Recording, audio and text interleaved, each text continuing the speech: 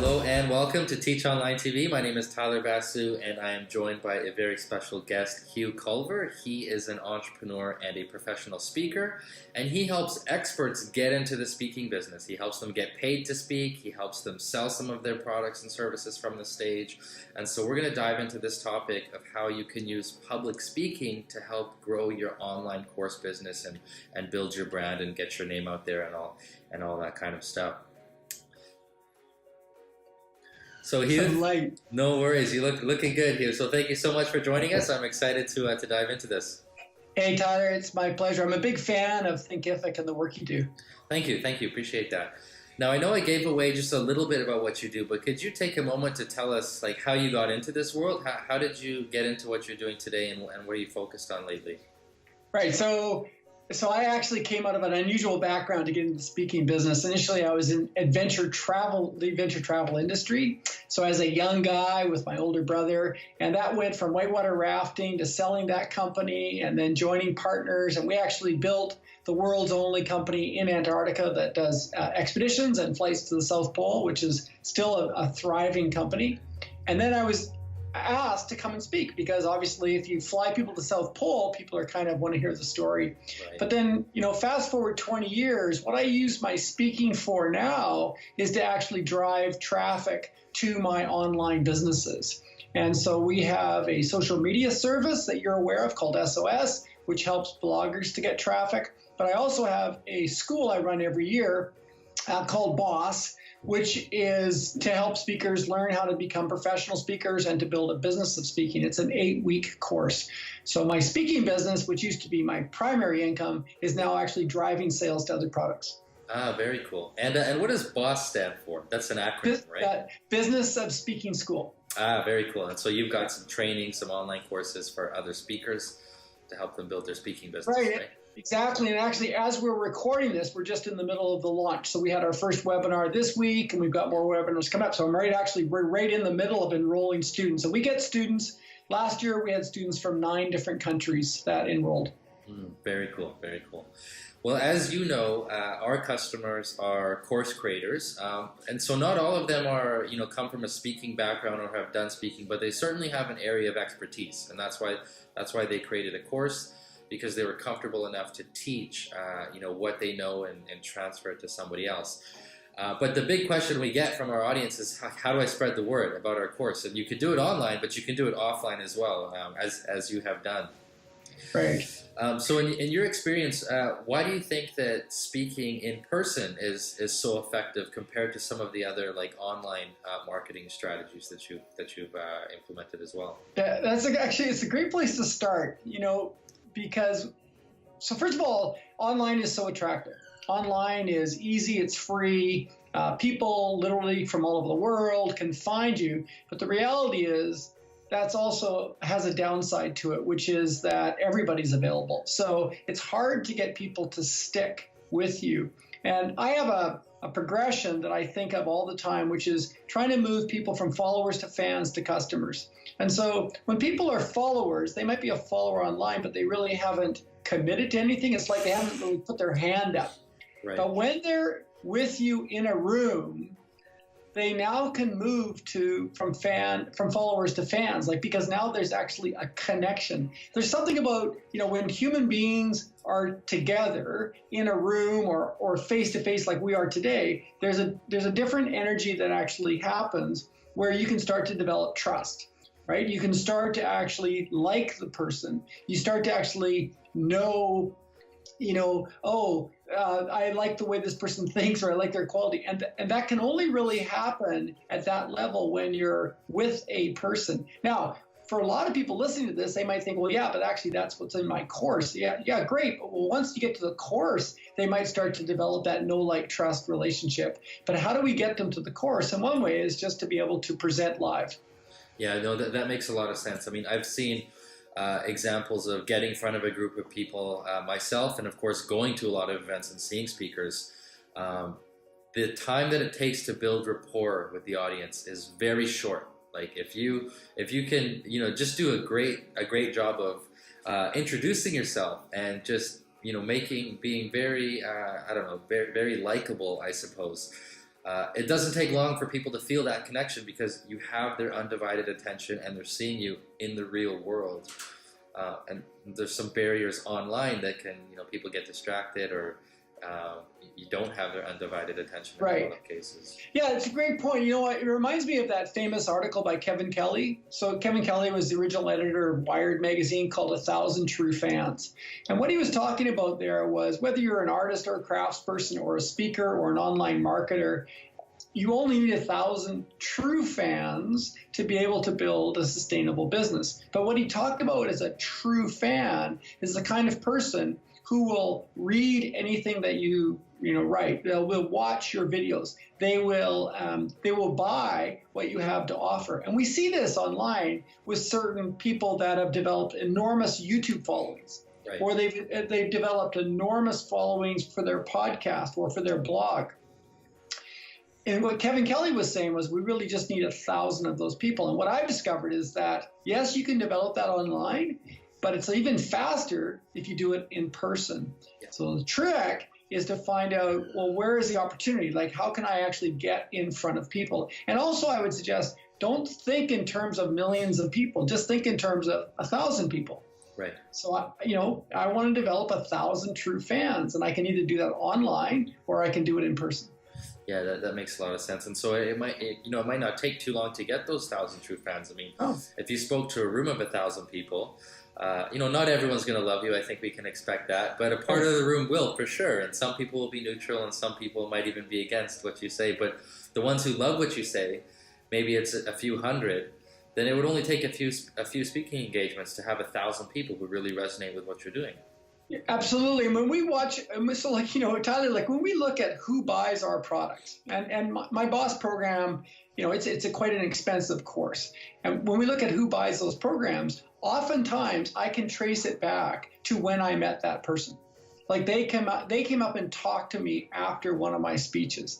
They were a co-presenter with me at a conference. We met in an airport. Like somewhere along the line, there was that human connection. And, sometimes it's hard to sort of orchestrate that and make that happen. But when I trace back the people that have enrolled in my courses, the people that have hired me as a coach, and oftentimes I go back and I say, wow, we actually met initially. Yeah, it's pretty amazing how you can do that. Now, for those of us who have been creating content, from our computers, we're by ourselves, or with our laptops, we're writing articles, we're doing podcasts, we're making courses, that kind of thing. And so maybe we're a bit nervous to go out and get in front of a large audience. What are some ways that we could, get a bit of practice, or how can we hone this skill a little bit in order to build up our confidence to speak to bigger groups? Yeah, that's great. That's actually a great place. That's a great question. So first of all, that's exactly what does happen. So Tyler, you know this, right? When you have 20 minutes in front of an audience or an hour, you realize pretty quickly when you're stumbling. You realize pretty quickly when there's even a gap in your knowledge, right? You're trying to explain something and you're thinking, actually, I don't have a good story for that, or no, I can't think of an analogy. And so speaking in front of an audience is very different than recording a video and then chopping and editing and piecing it together. Yeah. When you speak in front of an audience, you get one take.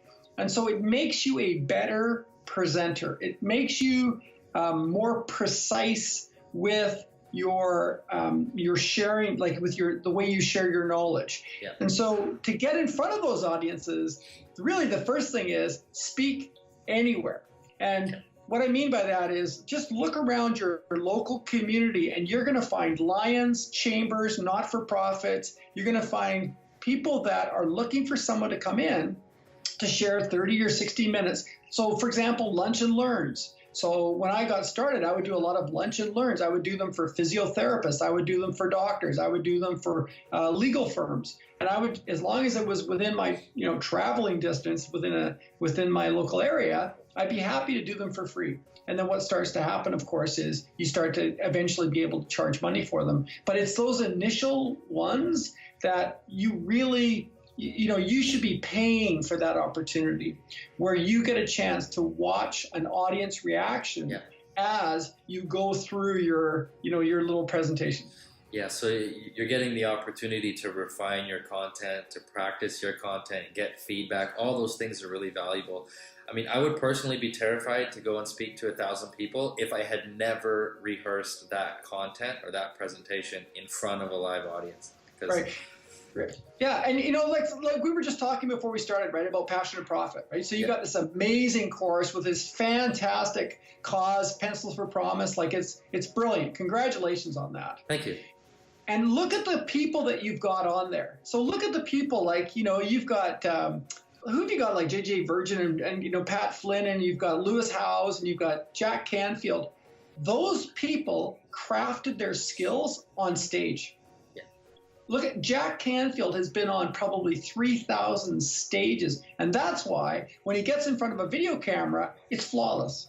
Because his brain has learned how to construct a sentence. His brain has learned how to link one thought to the next thought. He doesn't stand there and think, I'm sort of like, I can't remember, and so he's masterful because he's done it on stage. It's very different and there's nothing wrong with, turning on your video camera and recording your stuff at home and then editing it afterwards. But if you really want to be a powerful communicator where you can do podcast interviews, you can do interviews like this, and you can also save a lot of time on, whether it's Facebook Live or it's pre-recorded, right? You can save a lot of time and effort because you've trained yourself to explain things one time and to explain them really well with all of the pieces that people need, like a good story or an analogy, in order for it to anchor and to teach that lesson really well.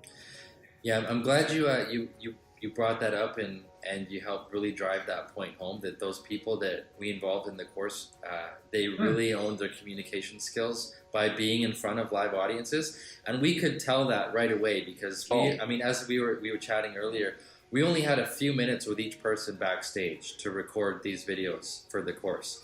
And so we were asking them questions, and there was only time for one take. But they were all professionals. They only needed that one take because they had so much practice sharing their message, sharing their content.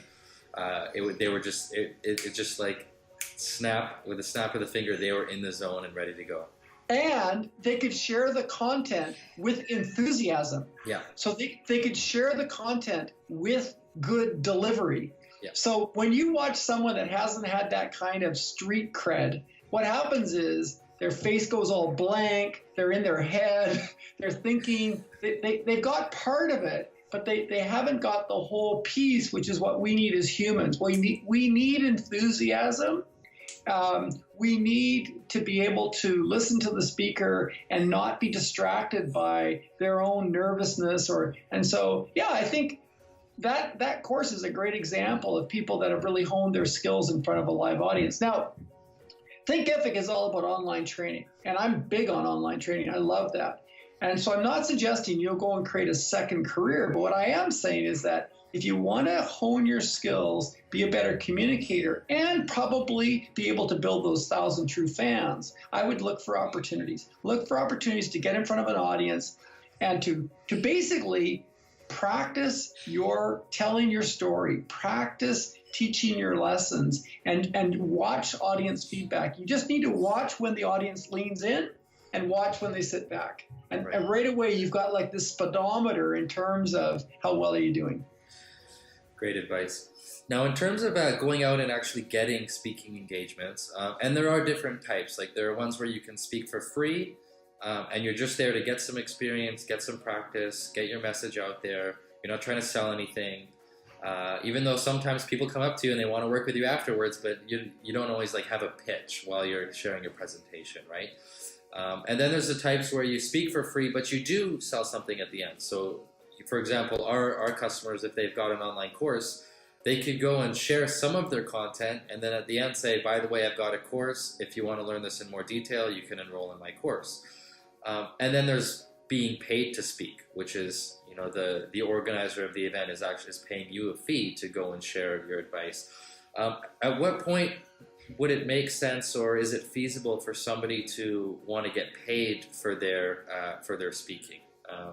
Do you know like when they're ready or when they should try to do that? Okay, there's two factors, at least two factors to think about. So one, of course, is when are you ready? So when you are getting paid to be a speaker, which is what I've done for over 20 years, you, of course, have to be ready because, now the bar has been raised, right? You've upped the ante. But the second piece is you really, in that sort of a format where I'm being paid to give a speech, you have to have the kind of content that is already being purchased. So let me explain that. So let's suppose I've got an online course about financial planning. Okay, great. So what I need to be looking at is what is it at conventions is already being purchased around financial planning. And so what you'll probably find is that what's being purchased is financial planning for people that have a job. Like that's what it's for. So this is not for entrepreneurs because entrepreneurs don't have as big a conventions as association. The biggest conventions in the world are for associations, and associations are made up of people that have a job. So if I'm a financial planner and I've got an online course and I want to learn how to speak for a fee, I need to be looking at probably association conventions that want a talk about financial planning for the person in the room who has a job. Right. Okay, so it's not going to be for retirees, it's not going to be for teenagers, and it probably won't be for entrepreneurs. So you got to have your skill set, but you also have to do a little bit of reverse engineering. And the question is, what are they already buying, and then how can I be better? Okay, so you need to clarify who the audience is up front. Yeah, who the audience is, but also it's more than that. It's what's showing up on the agendas. Right. So it's in other words, what you don't want to do is go to the market and say, I have this great speech. Now I know nobody's buying it right now. Like nobody buys, right now I know nobody is buying a speech all about how to drink more water. But I'm gonna be the person that's gonna be an expert on drinking more water. That's great, and you might have some success. But what I would recommend is look at what's already being popular on those convention agendas, and then say, okay, how can I do that better? Right? So, for example, 5 years ago, how to take better care of your health in the workplace, that's really popular and still is. But I would say mindfulness is now showing up on more agendas. And so this whole idea of reducing anxiety, having less stress, finding times to be meditative, even taking better care of our brain, that's very popular. Okay, great. So if you're an expert in anything to do with the mind and wellness and mindfulness, then that's probably what you should be promoting, because when it comes to the event planner, they don't have a lot of time to think about new ideas. Right. They're going to be thinking, hey, you know what? We should have something about mindfulness on the agenda. Oh, good. Here's a mindfulness speaker. See what I'm saying? So you got to kind of work with what's already popular and being purchased, and that's at the paid level. When you're at the not paid level, which you talked about, where I'm getting paid by back of room, you have a little bit more latitude, because now you're not being paid. The event planner is looking to have you come in to fill a slot. And so you have a little bit more latitude in terms of your topics. And those events are going to are typically focused more for entrepreneurs. Right. So speakers are not paid. They're rewarded by back of room. And this is often called platform speaking. Okay. So platform speaking means I'm not being paid. I'm being rewarded by back of room. Right. Okay. No, I'm glad you distinguished the two. Now, regardless of which type of event we wanted to speak at, whether they're paying us or whether it's platform engagement, what are some of the steps that we can take as content creators, as experts on our topic, to package ourselves to be, appealing to those event organizers? What do they want to see from us when they're trying to pick a speaker for their event? Yeah. Well, and it does come down to it's a picking game. So, and this is true if you're talking to like the executive director of your local chamber of commerce, or you're talking to a professional event planner who organizes, 100 events a year. It's kind of the same things that they're looking for. Now, the bottom line is what they're looking for is a combination of can you speak and are you an authority? Those are the two things. Can you speak and are you authority? And so what they're going to be looking for is what's the speech description, and typically that's broken down into headline, subheadline, a blurb, and then bullets. So there's those 4 parts. So headline, subheadline, a blurb, and bullets. So there's those. And then they're going to be looking for your bio. And in your bio, initially, it's really just one little paragraph, but that bio has to speak about authority. So what I mean by authority is, who have you presented to in the past? Have you written a book? Have you got any kind of, post-secondary degrees, graduate degrees? Have you won any kind of awards? I mean, unfortunately, they kind of have to look at that because they don't know you. So what they're trying to do is they're trying to assess how will this be received by my audience. Right. And, over time you get the chance to massage these things and edit them. But that's basically the 2 things is, can you present? So have you got proven experience as a presenter? And secondly, are you an authority? Right. Okay. No, I'm glad you brought those up. In fact, like I've taken a look at a lot of entrepreneurs' websites who do speaking and people who their primary business is speaking, and I always see those things on their website. I see evidence that they've spoken before. Sometimes they even have their speaking schedule public for everyone to see, their calendar, or videos, or what do you call it when they've got like that? It's almost like a promo video for their keynote. A sizzle reel. Right. Yeah, they've got the sizzle reel, but they've also got the the bio with the authorities. And I've seen some bios that don't have that. They say things like, "I believe in this, and my mission is this, and I'm committed to this," but no evidence of track record or exposure or third party, social proof. Which, saying like, oh, I'm the author of this book, or I was featured on this publication, or I've written for Entrepreneur or Huffington Post. Like, those are the things that I think add credibility. Yeah, and to that point, like when you go out and you speak at your local Chamber of Commerce or Alliance, that's the perfect time to get testimonials. And it's not hard because you just presented for free. You've just provided a lot of value. And so you just need to go up to 3 people and say, look, can I ask you a quick question? And then this is for marketing. So I always say this is for marketing purposes, and get it on video, or at the very least, get it, some kind of a written testimonial. Do it at the event. Don't wait till later. Do it at the event. And then now that's credibility. So you may not have a lot of the accolades that I'm talking about. Like, you may not have graduate degrees, but you've got those testimonials. And actually, third-party testimonials are very powerful. Look at any book cover. What author would not want to have third-party references? Right. And so the same thing as a speaker. So even though you don't necessarily have all of the experience that other speakers have got, you've got these people that are saying that she did a great job. He really made a difference. I learned a lot from that presentation. Yeah, that's great advice. Yeah. Now, I do want to touch on creating a presentation, like how to craft a presentation and some tips around that, because I think anyone who's created a course has a lot of content. I mean, they could potentially have 3, 4, 5 hours worth of content. So let's say our goal is to go out and get exposure for ourselves and potentially students for our course, which has a lot of content.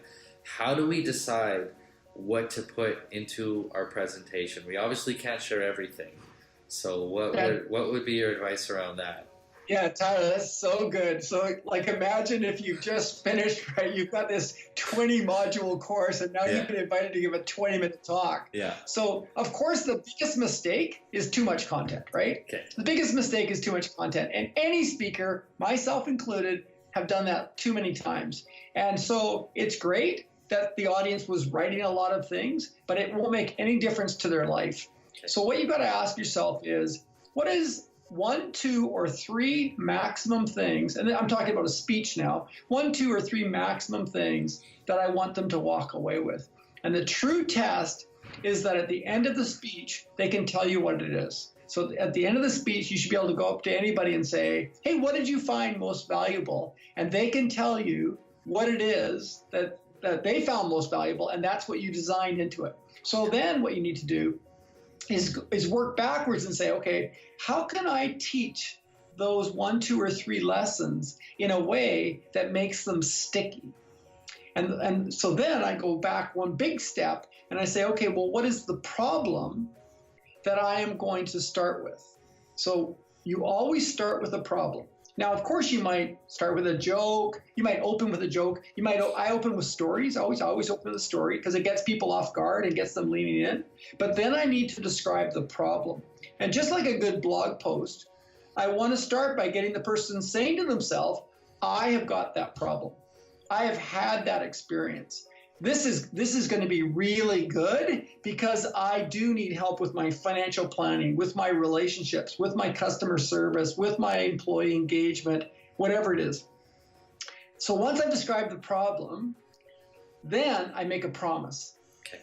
So then I say, what I'm going to do today is, what you're going to experience in this hour is, or what you're going to walk away with is. And this is really important because when I establish the problem, I've got them leaning in. And then when I give them a promise, now they're ready to listen.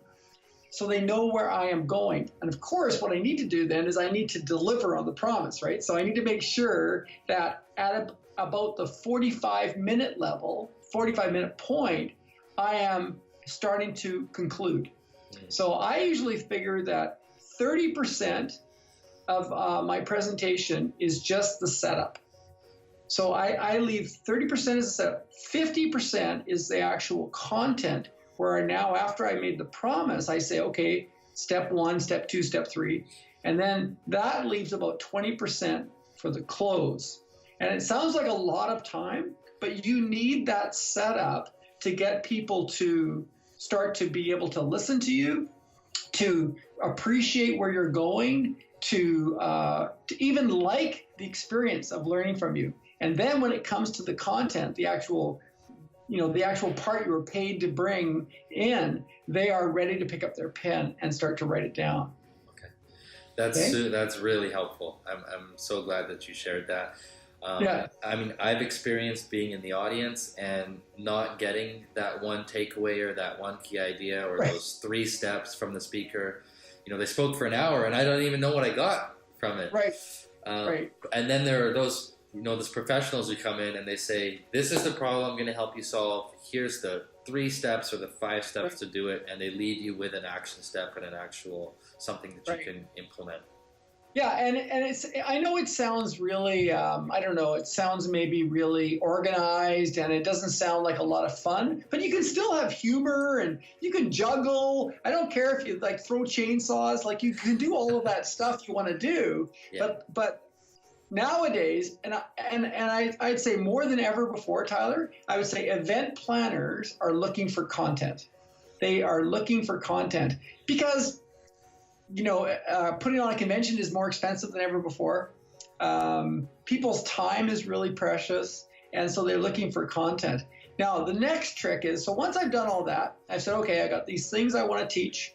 I've figured out how to describe the problem. I've made a promise. Then when you go to teach each one, now the work is to make sure it's sticky.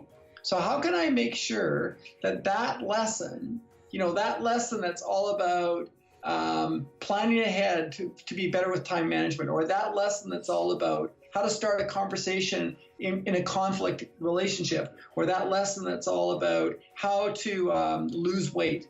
Okay, how can I make it sticky? And so the formula that I use is called the SLAP formula, SLAP.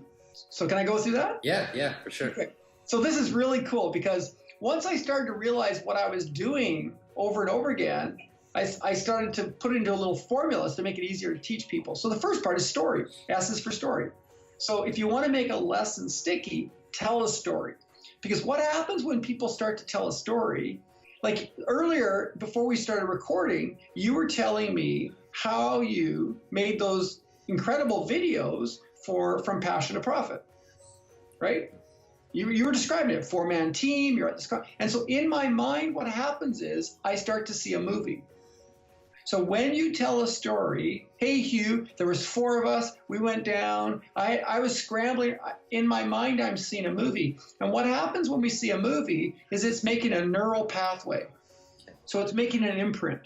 So, if you look at the work from like Norman Doidge, who's the Canadian neurologist that wrote The Brain That Changes Itself, he says that when we start to see a picture, it develops a neural pathway, and so it kind of carves a way through the brain.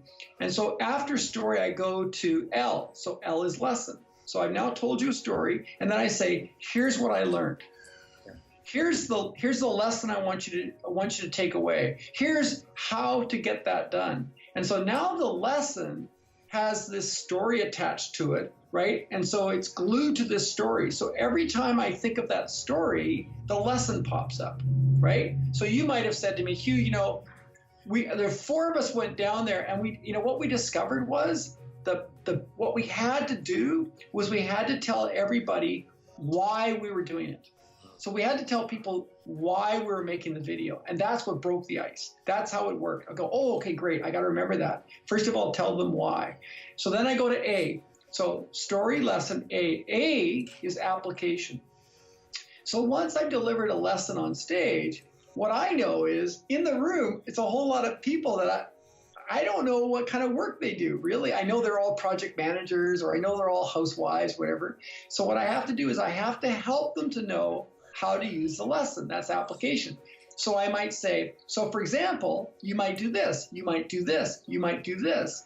So I might say in my world where I teach productivity, I might say, what you might do is block time on Friday to plan your week.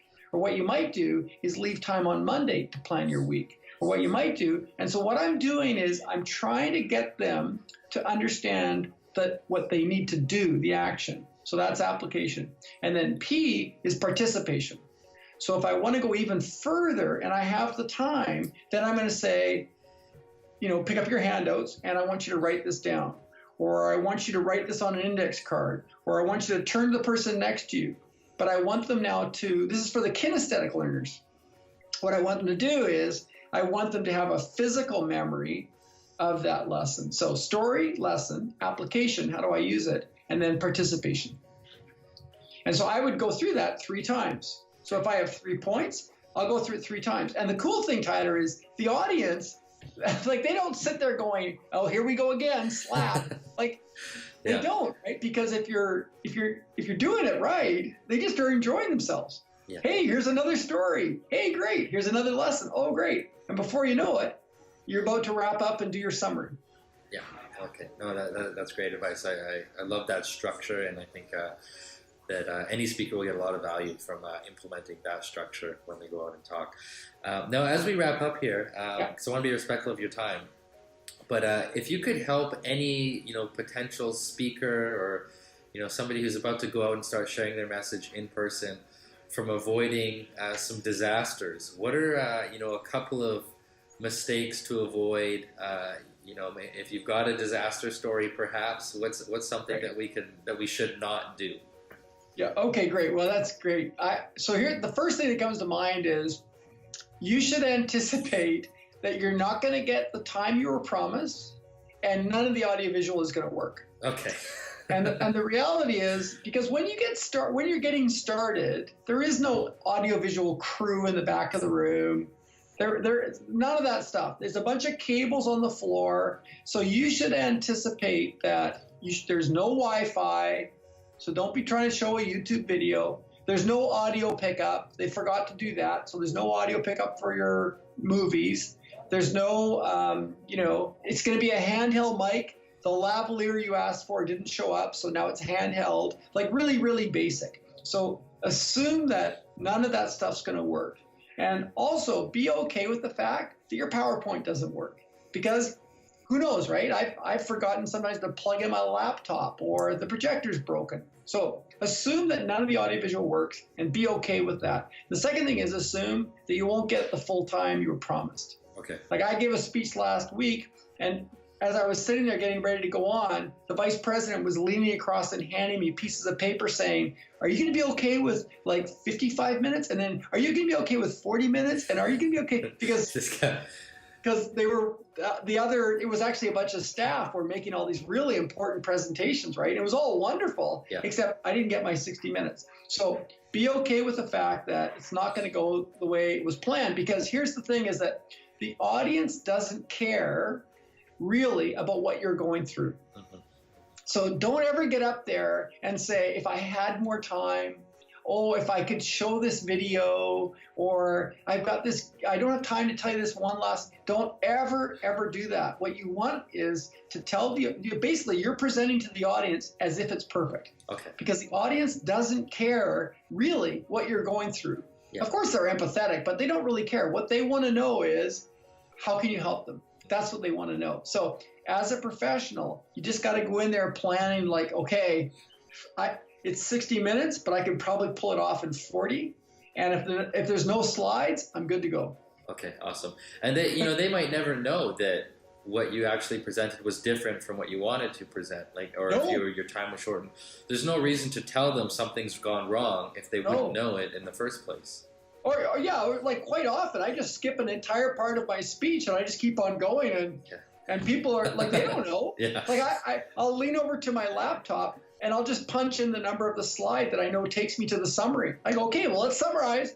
And they all go, okay, I guess we're summarizing. Like, they don't know, right? Exactly. Like, even if I said, even if my promise was, I got 3 really powerful lessons and I only did 2, they go, okay, well, I guess we're doing 2. Yeah. So it's a pretty rare, I mean, this is, I shouldn't tell people this, but it's kind of a rare audience that actually is paying attention. What they want to know is there good stuff here? Yeah. Like, is this good? Can I use this in my life or my work, right? And so whatever you're going through up on stage, all they want to know is this going to help me? Yeah. Right? So don't ever let them know that you're sweating bullets. Don't ever let them know that you just skipped 10 slides. Never. You just keep on moving, right? Because I've seen speakers, it's terrible. Like, they've got 3 people from the crew trying to get them hooked up to Wi-Fi.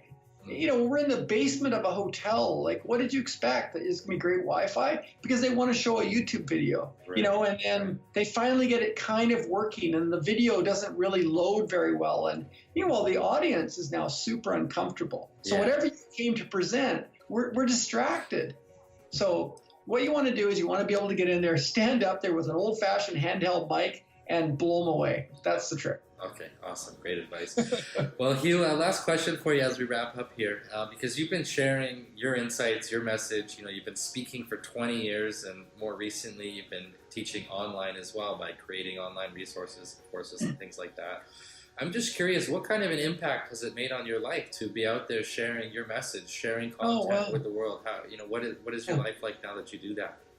Well, that's a brilliant question, Neil. I mean, first of all, I've had an amazing life. I mean, I've amazing lifestyle. I've been able to raise my family. Both my kids are in university now. It's provided an amazing income for me. It's provided actually a retirement for me. But the most important thing is I think that it's given me a sense of control over what I do. So because I get to make the decisions, like I get to work from my office today, or I can work from home. I can work on the road. Like 2 weeks ago, I was delivering one of my bi-weekly phone calls to my membership group from a bench outside my mom's house because it was noisy inside the house and I was visiting my mom, right? So it's provided a lot of control over, what and how I lead my life. If I want to go skiing in the afternoon, I'll go skiing in the afternoon. Of course, what it comes with is you got to take responsibility for getting stuff done because I don't have a boss. And so I've got to, as long as you're the kind of person that is willing to get stuff done and also pivot. That's a big thing, right? Is you need to learn how to pivot because it's never going to work out exactly as you planned. If you can do those things, you're going to have an amazing life as an entrepreneur. And I think online marketing and online courses are just the most amazing way for people to share their knowledge and their expertise. Amazing. And it's, especially with Thinkific, like it is so much easier now than it's ever been before. You're crazy not to do it. Great advice. Well, Hugh, thank you so much. This has been a pleasure. You've shared a ton of value here. I really appreciate it. Now, if our audience wants to get in touch with you or learn more about you and check out those resources you put together, is HughCulver.com the best place we can send people? They should head over to HughCulver.com. That's where my blog is. Okay. If they want to learn about our how we help bloggers, they should go to getsos.net. Okay. Getsos.net. Yeah. Perfect. Well, Hugh, thank you so much, and I wish you all the best. Hey, thanks, Tyler. Appreciate it.